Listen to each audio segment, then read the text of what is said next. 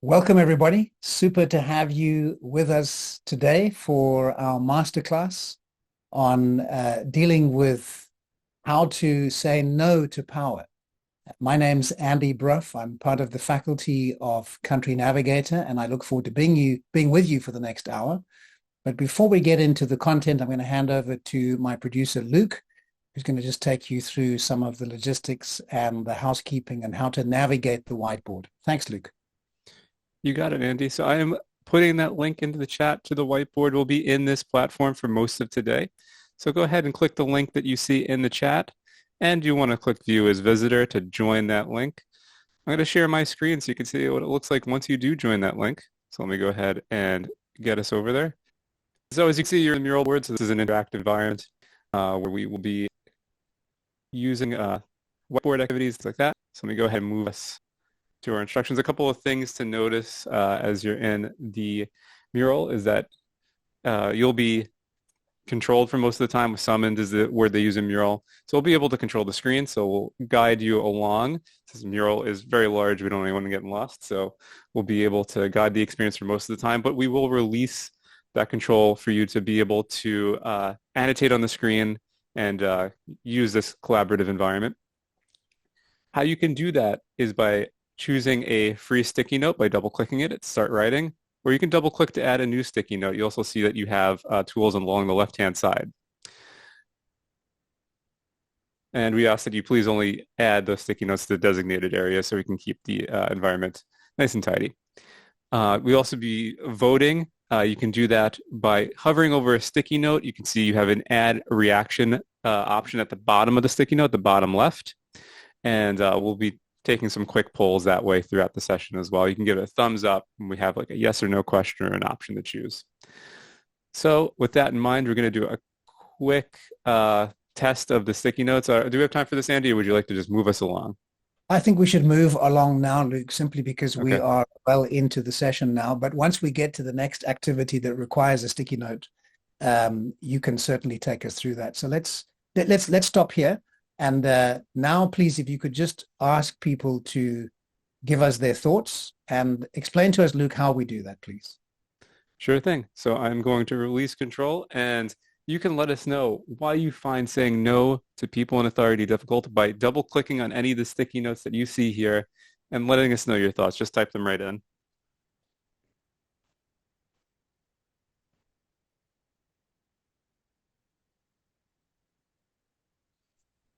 And thanks so much, Cosimo, for putting that link in the chat for everyone. All right, everybody. It looks as if not only do we have access, but we've got people typing away. Remember, once you click away from the sticky note, you will be able to see what you've typed. And at the moment, when we summon everybody, your view will be our view. When we release you, of course, you can move around the mural independently. But right now, we're all on this activity, and we're thinking about why do we find it difficult to say no, particularly to people who are in authority. Don't worry about size. Luke will resize them. And if you find yourself with a sticky note that's overlapping somebody else's, Luke will move those around as well. Okay, if you have typed in already and clicked away, just have a scan through the submissions from colleagues that are on the call. I'll do some qualitative summaries in a moment, but let's take another minute just to think about why this is often difficult.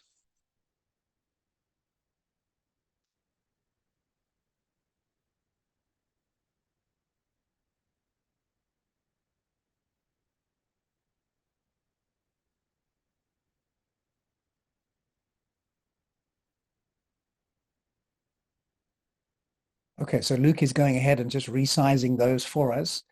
And team, as I look through your feedback, there is one common word that stands out, and that's fear. Fear of limiting career progression, fear of consequences, fear of conflict, fear of job loss. This fear is a very, very strong driver for why we often dial down, dance around, don't get to the issue, don't raise the real issue, don't get to the heart of the matter, and certainly find it difficult to say no. So I'm going to give you another 10 or 15 seconds so that we can move on. But I think we've got an excellent context as to why we have this challenge of saying no, particularly when it comes to people who are in authority. So Luke, let's swing out of that and move into our next layout, where we're talking specifically about the cultural dimensions. We've already spoken about those, but let me ask you now to vote.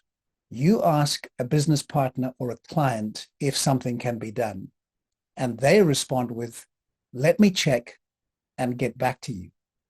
What do you think this means? Can they do it? Will they do it? We're going to ask you to either vote yes or no. And the way to do that is just to hover over either the yes or the no, and then you should be able to give us a thumbs up or a smiley face or some sort of reaction over that voting. Just confirm that they're able to do that now, please, Luke. Yep, you should be able to do that. Just hover over the yes or no to make your selection. You'll see a little smiley face with a plus sign on the bottom left. Clicking on that will allow you to make your vote. So we'll give a thumbs up on either of those for the yes or the no. So it's a two-part process, team. It's hovering over the yes or the no, and then choosing your reaction. Okay, I've got about 24 responses now, so we'll give people somebody's gone ahead, Luke, and given us a bridge builder there. It might or it might not. Okay, some creativity and some thinking out the box, which is excellent. All right, so I've got 32 of you, 33 of you who've answered. Somebody else going for it depends. Give you another 20 seconds or so.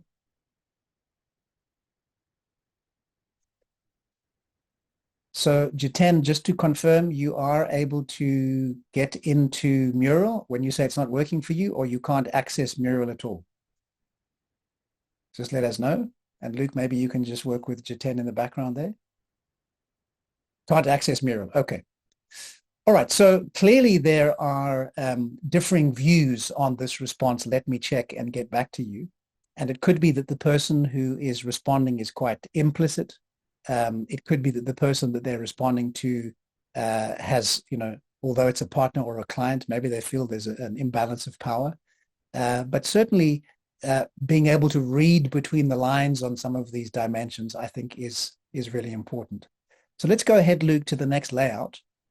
We've spoken about the implications of these cultural dimensions. But as we now move into thinking about context, thinking about the cultural dimensions, here was the case study that we got to before we switched into Mural.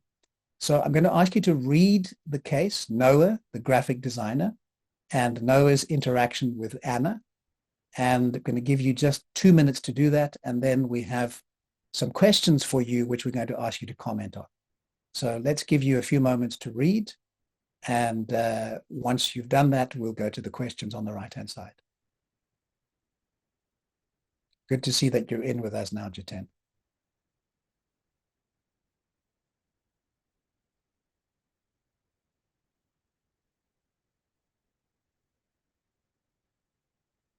All right, Luke, so go ahead and just reveal those two questions for us.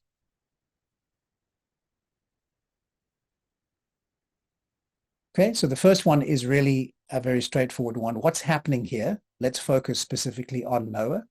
And here you're going to go back into sticky notes and you're going to give us your feedback. And once you've done that, feel free to go straight to the question at the bottom, which is all around impact. And in this case, the impact of Noah's perceived inability to push back. And click on your answers in the sticky note at the bottom as well.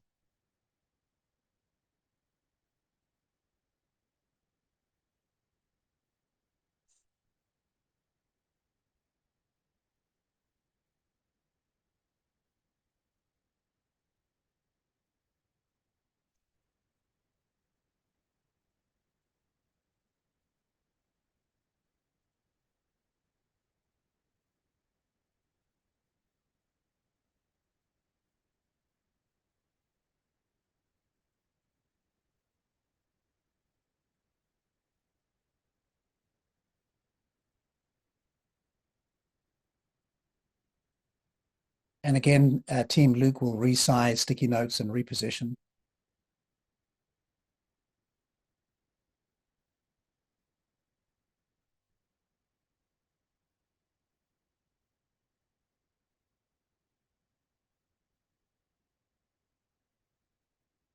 Just a reminder that there are two parts to this exercise right now. The first is what's happening here. Let's focus on Noah. And part two at the bottom there, what is the impact of Noah's response and Noah's inability to push back? So Luke, it seems as if we've got a critical mass of participants in the room now, which is great. And certainly the feedback is coming in thick and fast. So let's zoom out and just spend some time looking at the overall summary. So what's happening here? Let's focusing on Noah. Noah's frustrated. He's afraid. Again, he may be feeling disempowered. There's pressure on Noah, afraid of the consequences, doesn't want to disappoint, doesn't feel that he can say no. He's described as a yes man. He may be pressured to perform. He has an inability to say no, a desire to please. Some of you've made some comments about Anna as well. And then we go to the bottom of this slide and we look at the impact. What is the impact of Noah's inability? Well, again, you can see higher stress, a recurring, perpetuating situation. With no boundaries, there is the risk that the less that Noah, or the fewer times that Noah says no, the more Anna's going to ask. And this could risk, as some of you have said, burnout, increased stress, negative health impacts, increased workload, serious delays in terms of projects, and very importantly, in the bottom right there, impact on the quality and on the deliverables, not just of the project, but also an impact on Noah's work-life balance. So team, I can see as you answer this, that this is probably not the first time that you've been in this kind of situation. And it's probably the reason why you're on the session with us today, because learning to do this and learning to set clear boundaries without responding in a way that is going to be career limiting or jeopardizing is really important. So let's zoom out there, Luke, because there is a second part to the little case study that I'm going to ask Luke to reveal. And there may be some other things that you want to add as you look at that. And there you can see that as time passes, Noah becomes increasingly stressed. He has to sacrifice his personal time. He's working late into the night and even on weekends. And many of you called that out. And then, of course, you can see the eventual impact is fatigue, work quality, important details. There's mistakes, there's revisions, there's corrections, and.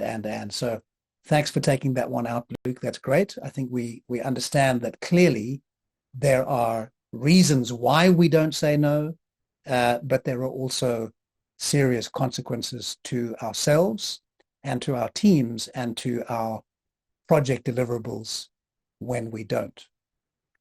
So let me pause for a moment and just see if there are any other important notes that anybody's made.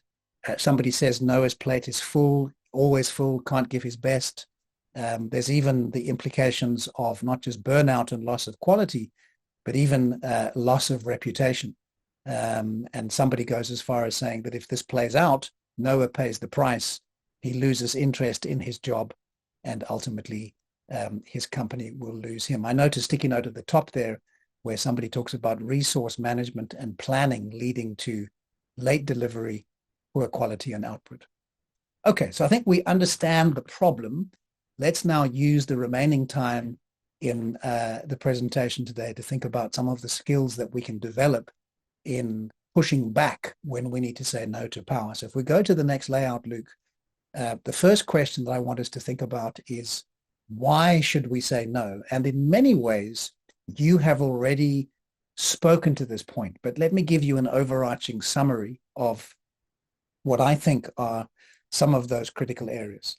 So the first is I have to reason as an individual contributor or as a team player around the impact of not saying no on my own well-being, whether that is mental, physical, emotional.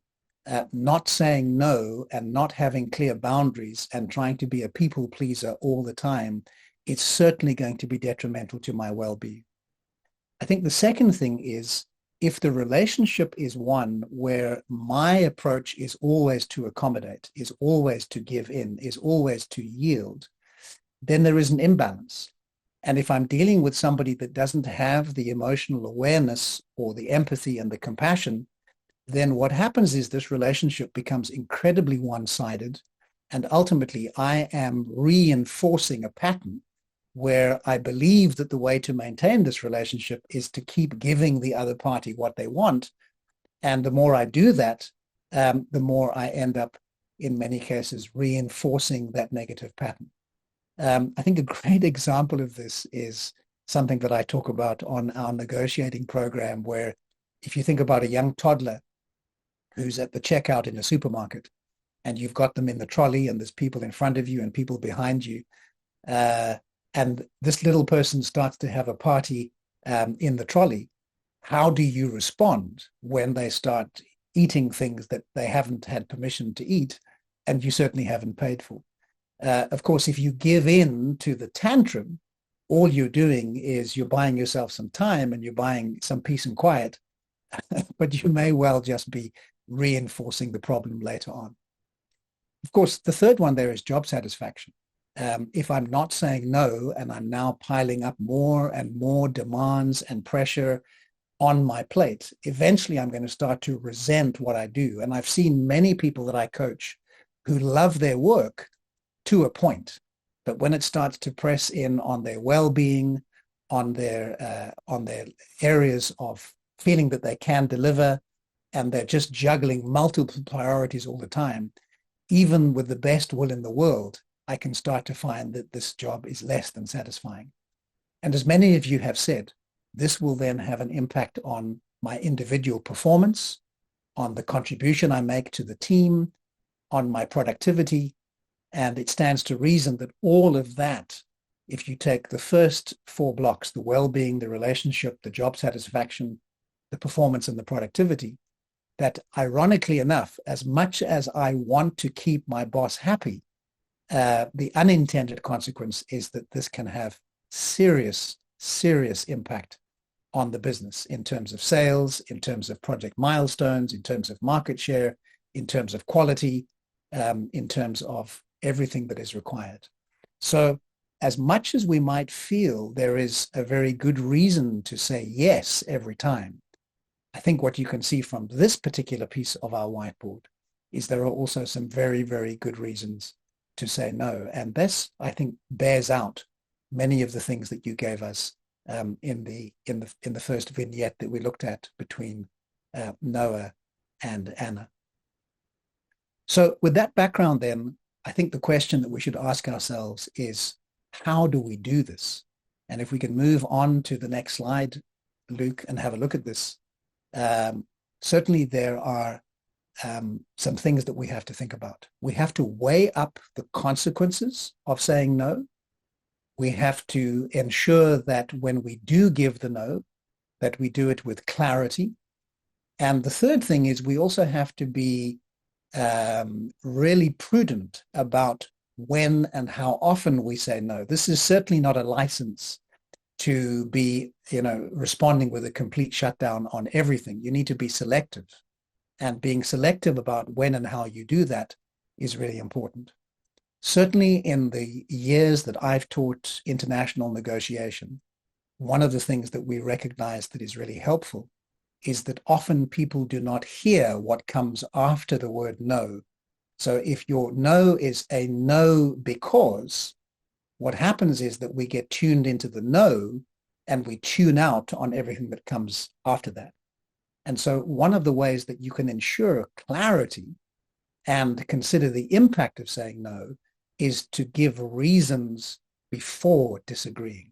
And that can be a really helpful way to de-escalate some of the emotion, to be evidence-based in your pushback, and to really be much more rational as to explaining why you're unable at this point in time to be able to respond in a positive way, but also to show that you are completely aware of the potential impact of that no. So with that background, Luke, let's go ahead and ask our participants to interact with us on this next piece here. And it's a question, it's an important question. I realize it's going to depend very much on a situational context, but how do you decide if it's the right time to say no? Go ahead and give us your thoughts in the sticky notes there.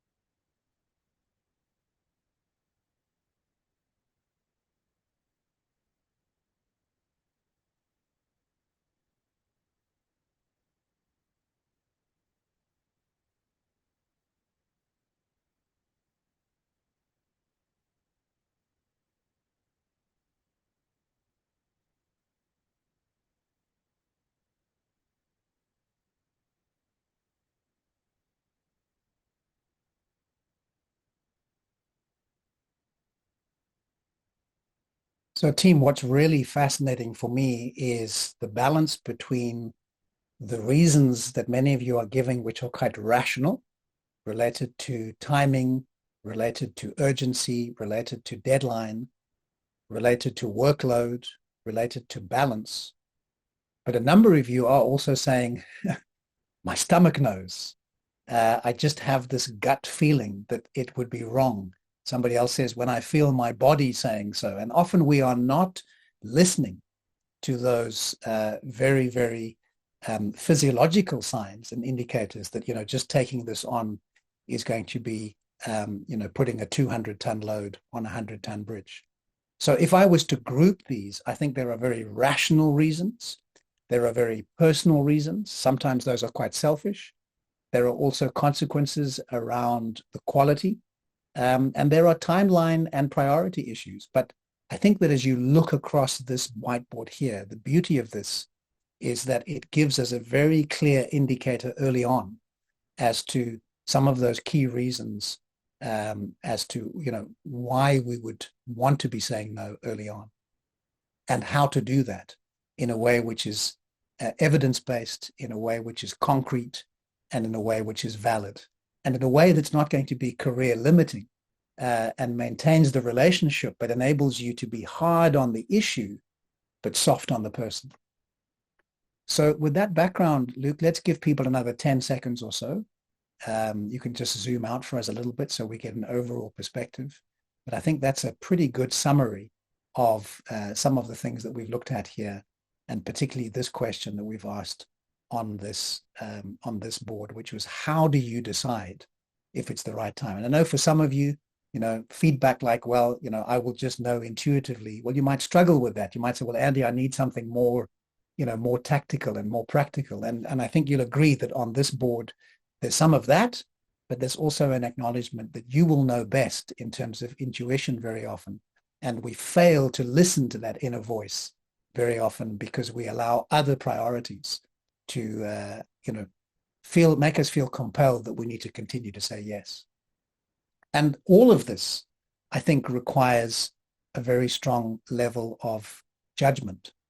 And so as we segue into the section on judgment, asking you to bring that to a close now, let's stop and think about, what does that judgment look like?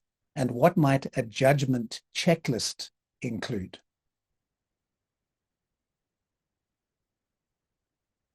So as you look at these bullets, let me suggest to you that it is going to be an important consideration that you use your no response with judgment.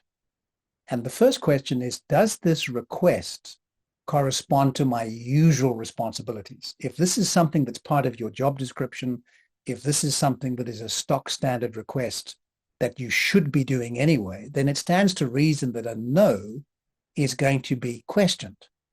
Why would it be that something that is part of your performance agreement, you are now suddenly disagreeing to? So I think that's an important consideration.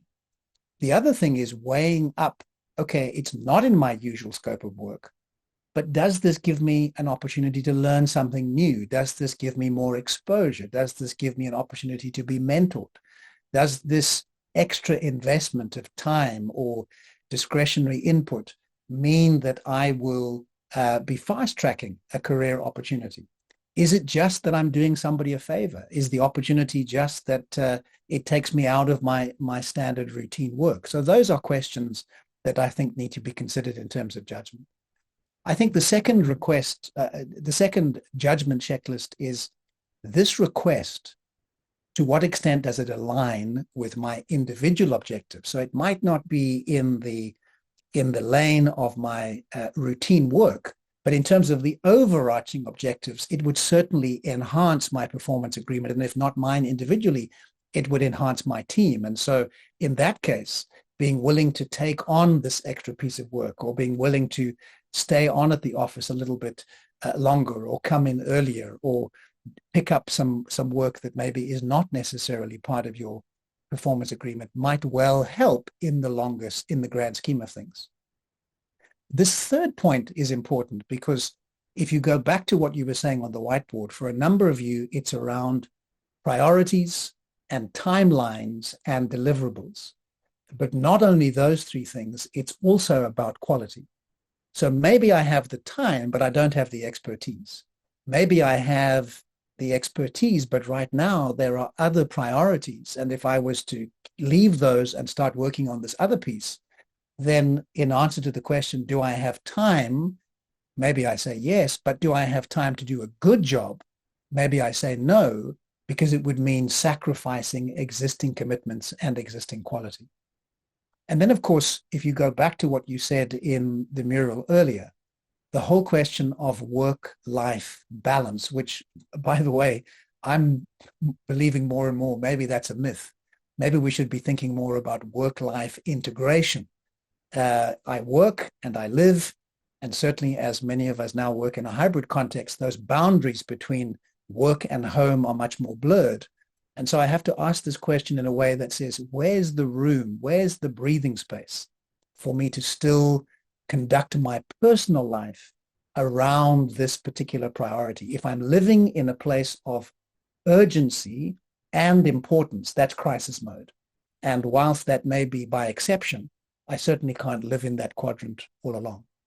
And then the final piece of the checklist here is, am I qualified to fill this need? This could be an academic qualification. It could be an experiential qualification.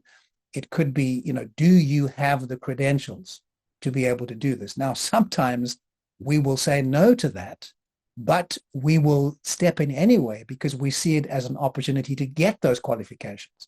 So for me, I think that question is important, but I wouldn't use it as the first checklist piece. Because often I've taken on pieces of work where if I think about it, I've never done it before. I don't necessarily have the qualifications or the skill set, but I see it as an opportunity. Now, of course, this is all relative. If you're asking me to conduct a brain biopsy and do work that a qualified neurosurgeon would do, then clearly the answer is no. But there are other times where I will take on a piece of work which I haven't done before, which for which I don't necessarily have the full qualifications, but I see it as a learning opportunity.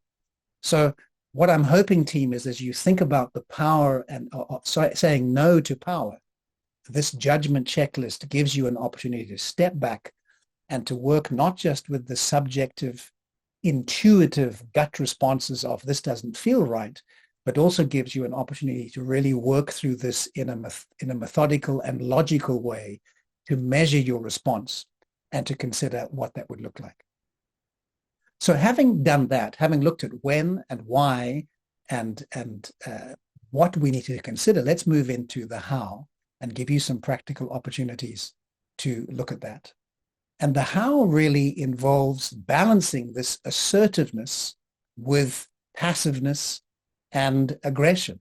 And of course, we know that sometimes there's even something called passive aggressiveness as well. So let's move into that layout, Luke, and let's give everybody an opportunity to think about, if we look on the left-hand side here, and we can just zoom in there for a moment, Luke, we've got this little scale, and what you've got is in the middle, I would suggest that's the assertiveness. So assertiveness is where my needs and your needs are seen as being equitable and equally important.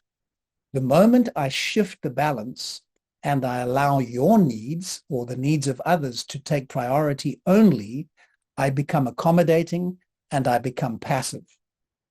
And conversely, when my needs and my priorities and the view of the world is completely selfish, then what happens is I escalate my needs above everybody else's, and that then becomes the lens through which I respond. And often that can be seen as aggression, because what I start to do is I move from the individual and care and concern and compassion for them into reasoning about from the basis of my own needs.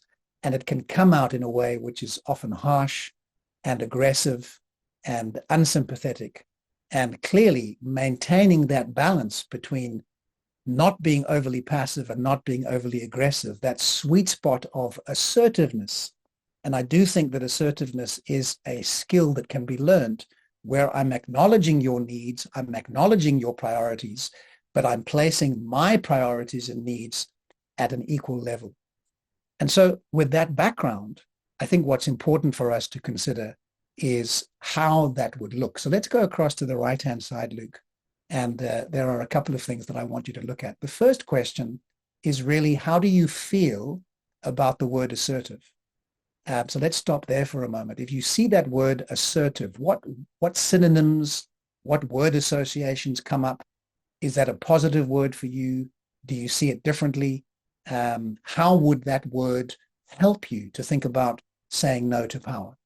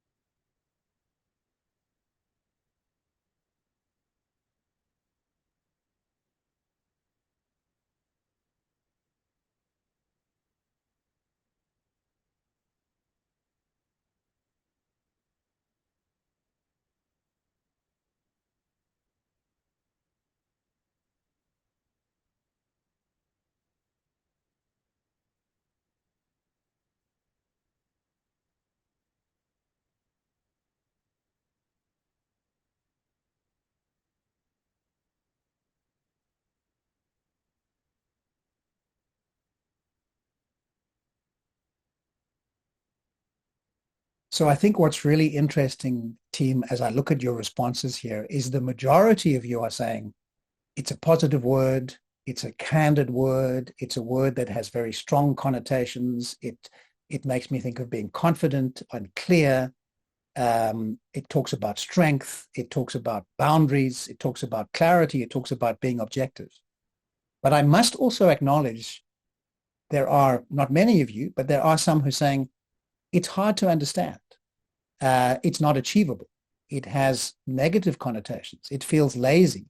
It could be that I'm then perceived as stubborn. Some of you are seeing assertive and aggressive in the same way. So I acknowledge that a word is loaded.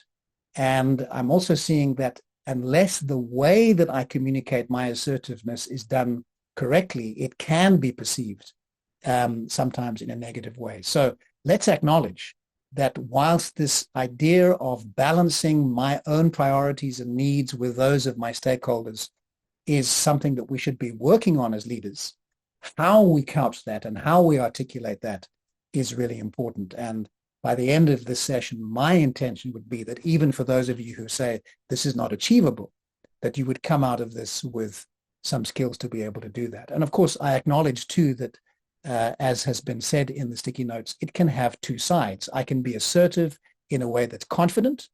I can also be assertive in a way which is negative and forceful.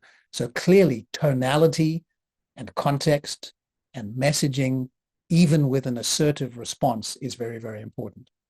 And that brings us to the second question. If we move down to the bottom of this whiteboard, and we just show that one. I'm asking, can you think of a fourth one? So fourth what? Well, if you think about it, we've got passive, we've got assertive, we've got aggressive. We're saying these are responses. Can you think of others? Tell us what that would be. They may be positive, they may be negative.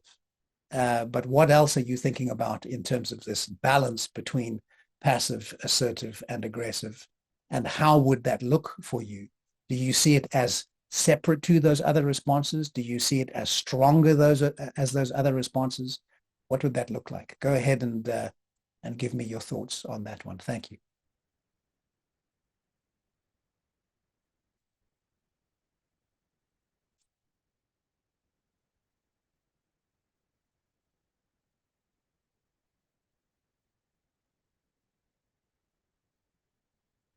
All right, now we've got some real creativity. We've got people talking about lunatic responses that change all the time.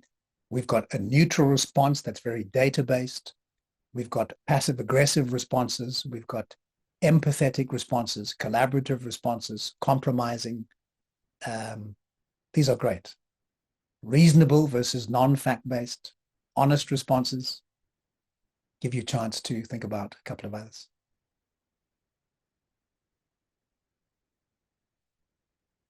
what I'm hoping that you're seeing, team, is that in actual fact, you do have more power and influence than you might have considered.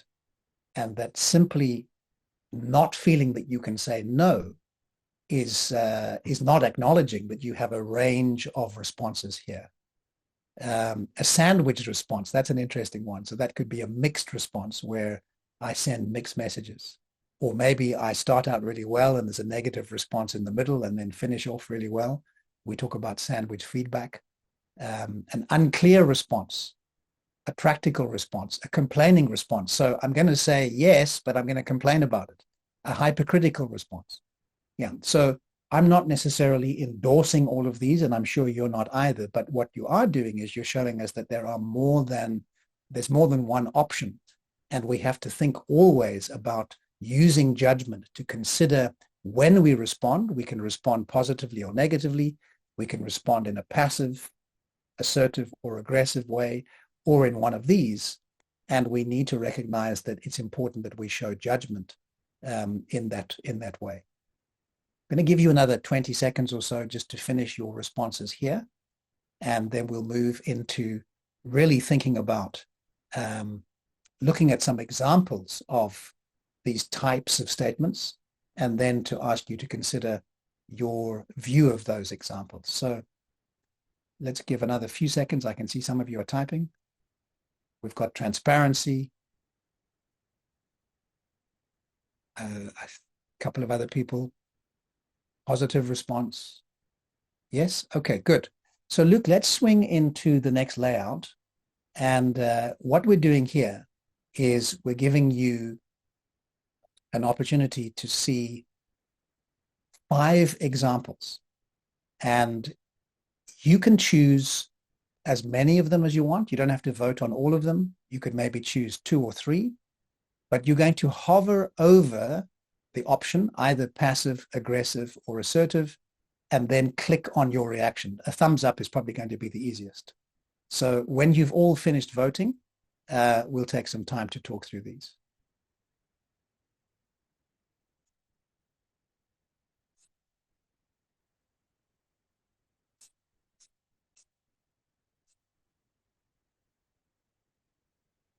So 5 statements. You don't have to do all of them. 2 or 3 will suffice. Tell us whether you think the statement you've chosen is passive, aggressive, or assertive.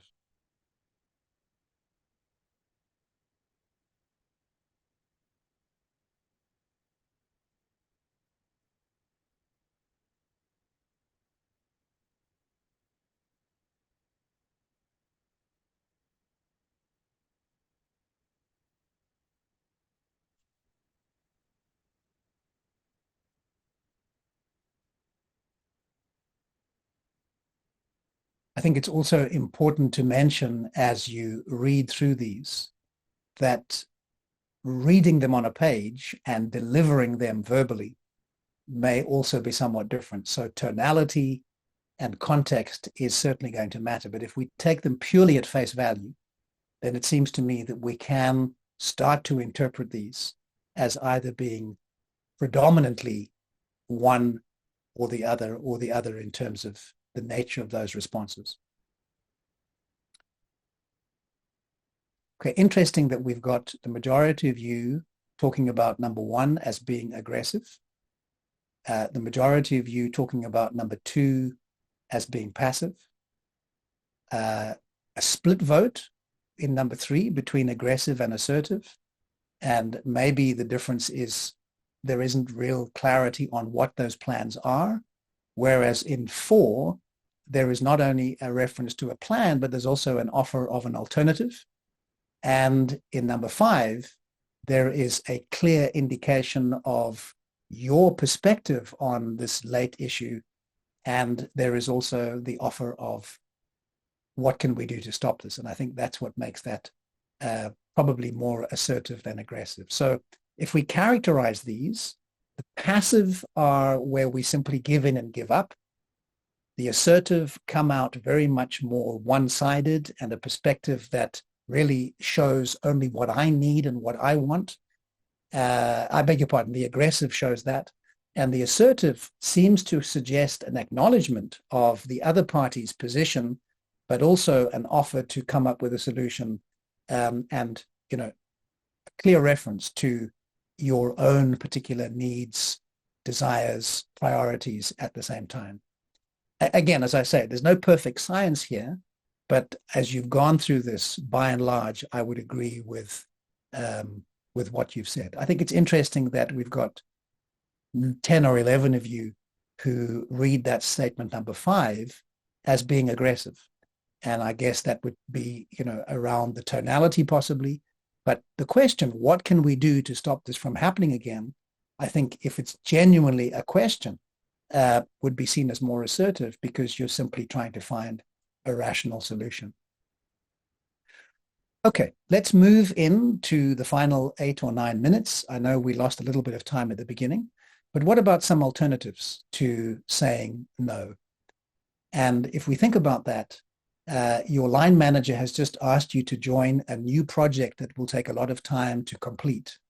And if you were to accept, your other projects would suffer. So you decide not to. How do you say no? Let's move into that exercise.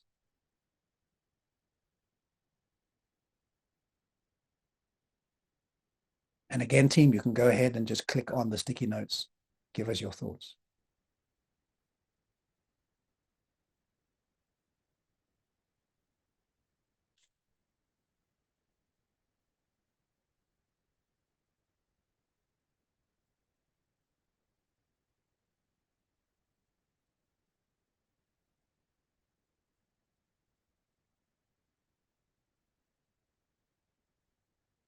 What's really interesting is that immediately many of you have gone to validation, to giving reasons why around capacity, around priorities, around, how do I do that and continue with my current work?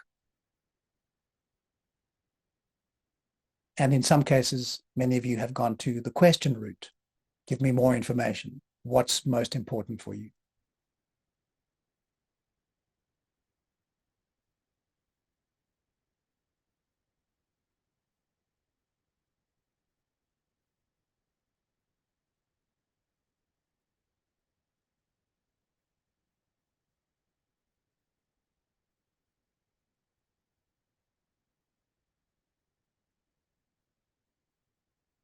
What's so powerful, team, about our whiteboard exercises is that you are all contributing your perspectives, your views, your insights.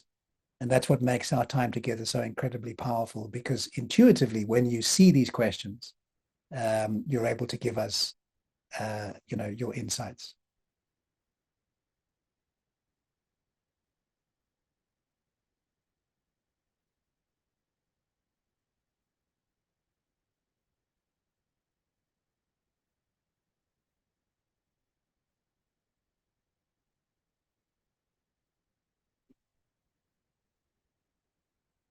Okay, I'm not going to read through all of them. I think they make perfect sense.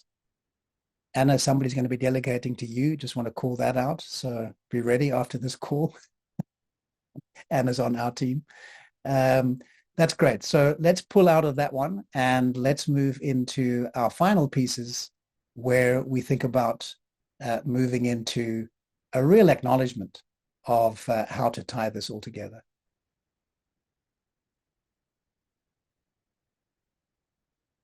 Okay, so if we think about some of the key learning, first point that I want to leave you with is when we don't say no, it can definitely harm our well-being, our relationships, our work, and our organization. At the same time, if we don't say no correctly, it will not be accepted, it will not be appreciated. And so understanding your cultural style, using something like the Country Navigator, and we have an entire learning path that is supporting this single topic, along with many others around culture and cultural dimensions. I think you've also got to be clear and choose your battles, analyzing the consequences of saying yes, as well as the consequences of saying no, and learning to move from being from being passive to being more assertive, where you are valuing other people's needs but your own as well. And I think it does take practice. And for me, the big learning is not to start with no because, but to switch that around and to learn to give reasons before disagreeing. Because what that does is it means that when you do use the word no, it's a very valuable currency. So I don't want you to leave this session with the impression that we're suggesting that you never get to say no. Of course, that's not the case. But you are much more discretionary with your no's. When you use them, people know that you're serious, but you validate the no by giving clear explanations first up in. So with about 3.5 minutes to the end, let's go to our stop, start, continue. And what I'd like you to tell us is, what are some of the things that you think you need to stop doing? What are some of the things you think you need to start doing? What are some of the things that you think we need to continue? Maybe you pick one of each, and we're going to give you an opportunity just to give us feedback there.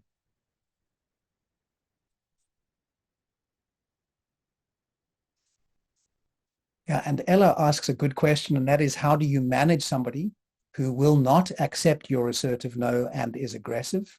And I think, Ella, for me, the important part there is learning to not take that personally and bringing it back to an evidence-based, data-based reason. And when they start to make it personal and they start to move from the issue to the individual, I think it's important to red flag that and to actually call out that behavior, because there is no license to be aggressive. There is no license to be rude. There is no license to be threatening. So recognizing that and keeping a record of your communication and getting it in writing, I think, is an important part of that process. Thank you to all of you who've given us your stop, start, continue. I do know at the same time as you're filling that in, we did want to get a quick snapshot of your experience over the last 57, 58 minutes as well. And so, Luke, I'm conscious that people may be typing, and I'm not sure whether we can zoom out and ask for reaction at the same time, but it would be helpful if we could get you to see on the right-hand side here, what was your experience other than the initial challenges with the login? How did you like listening to this masterclass in Mural? Should we do it again? You can take a sticky note and you can hover over a place, and you don't have to give any comments if you don't want to, but you can just give us a sense of what was your initial response. And then if you've got any thoughts on the format, you can click yes or no. I realize we did have some issues today with the accessibility early on, and so we will take that back on review. But in terms of the format of the learning, did that help you to engage more rather than just having to listen to a PowerPoint? And did you have any access problems? Please let us know as well. We've got about 90 seconds left. So if there's anything you still want to post, either in terms of stop, start, continue, or onto the feedback murals, we would welcome those. But with that, Luke, thank you very much for your help. Anna, thank you for rescuing us with the links. And let me take this opportunity to wish you every success as you say no to power. Thanks so much, everybody. Bye-bye.